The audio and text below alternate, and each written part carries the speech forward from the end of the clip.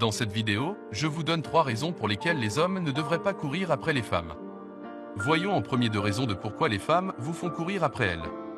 La première raison est qu'elle n'est probablement pas intéressée par vous. Quand une femme est vraiment intéressée par vous, et bien sûr, en fonction de son âge, de son niveau d'expérience et d'autres choses comme ça, elle sera plus que disposée à ne pas faire durer les choses juste à cause de l'excitation qu'elle peut ressentir en étant poursuivie. Maintenant, quand une femme vous aime vraiment, c'est facile à voir dans son discours, dans sa disponibilité, dans son langage corporel, dans les choses qu'elle fait quand vous êtes là. Cependant, si c'est vous qui semblez toujours faire la chasse, alors vous avez des problèmes, parce que cela signifie qu'elle n'est pas intéressée par vous. Elle a probablement plusieurs prétendants, et vous n'êtes pas le top de sa liste, donc elle voudrait que vous travailliez un peu plus dur pour la gagner. La deuxième raison pour laquelle les femmes vous font faire la chasse, c'est qu'elles ne se sentent probablement pas en sécurité avec vous, parce qu'elles ont déjà eu de mauvaises expériences avec les hommes et qu'elles s'en méfient.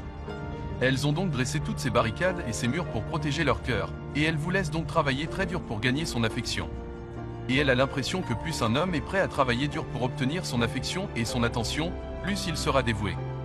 Voici donc 3 raisons pour lesquelles je crois que les hommes ne devraient pas courir après les femmes.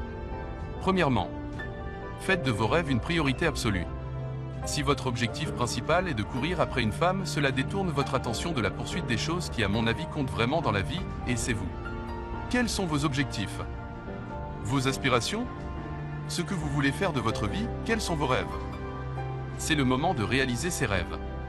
Maintenant, si vous êtes occupé à passer du temps à courir après les femmes au lieu de courir après vos rêves, alors quelques années plus tard, vous allez réaliser que vos rêves sont encore plus difficiles à atteindre et que vous avez perdu beaucoup de temps. Donc, plutôt que de courir après les femmes, concentrez-vous sur vos rêves. Quand vous aurez du succès, devinez qui vous courra après. Alors ne courez pas après les femmes. Courez après vos rêves. Si vous réussissez à réaliser ces rêves, les femmes viendront en deuxième position. Numéro 2. Vous passez pour quelqu'un de désespéré et parfois même de pathétique. Surtout quand le sentiment n'est pas réciproque, que l'amour n'est pas réciproque et bien plus encore.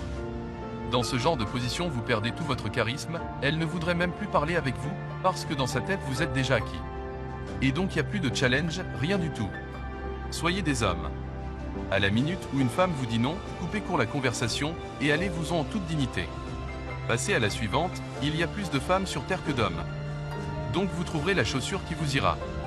Premièrement, vous cherchez désespérément à attirer son attention. Elle vous a dit plus d'une fois qu'elle n'était pas intéressée. Mais vous continuez parce que vous avez l'impression qu'en poussant plus, elle finira par céder. Aucune chance. Si tu dois faire trop d'efforts pour attirer l'attention de quelqu'un, pense à ça. Ça pourrait signifier que tu la forces à avoir une relation avec toi.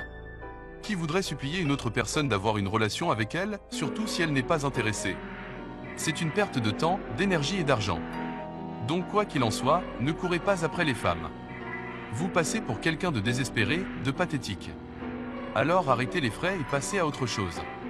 Il y a bien sûr un grand nombre de poissons dans la mer. Si vous commencez une relation avec une femme et que c'est toujours vous qui la poursuivez, elle devient le prix. Vous allez devoir travailler plus dur et plus longtemps pour être capable de maintenir cette attention qu'elle vous donne. Vous la mettez sur un piédestal plus élevé juste parce que vous êtes celui qui fait la chasse, ou à un autre niveau, je crois que vous pourriez en fait niveler le terrain de jeu. C'est-à-dire lui prendre à contre-pied. Si c'est quelqu'un qui a l'habitude d'être poursuivi par des hommes, elle va se demander « Pourquoi ce gars ne me poursuit pas ?» Et puis son attention va soudainement changer pour ne pas voir tous les gars qui viennent vers elle, mais toi qui ne fais même pas attention. Numéro 3. Vous resterez un éternel forceur. Imaginons que vous réussissez quant à avoir cette femme que vous avez tant chassée, peu importe si elle vous ouvre son cœur. Ce sera toujours vous qui travaillerez un peu plus dur pour que les choses se passent. Ce sera toujours vous qui ferez le sacrifice supplémentaire pour maintenir la relation parce que vous avez déjà ainsi établi les bases. Et au fil du temps, vous serez probablement aussi très usé et fatigué d'être toujours celui qui essaie.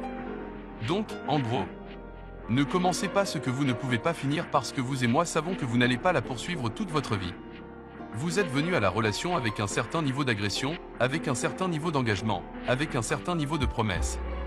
Et elle va vouloir exiger ces choses constamment pour maintenir la relation. Et vous, d'un autre côté, vous n'êtes peut-être pas dans la même position. Pourquoi vouloir continuer à faire campagne une fois l'élection terminée? Il n'y a pas besoin de le faire.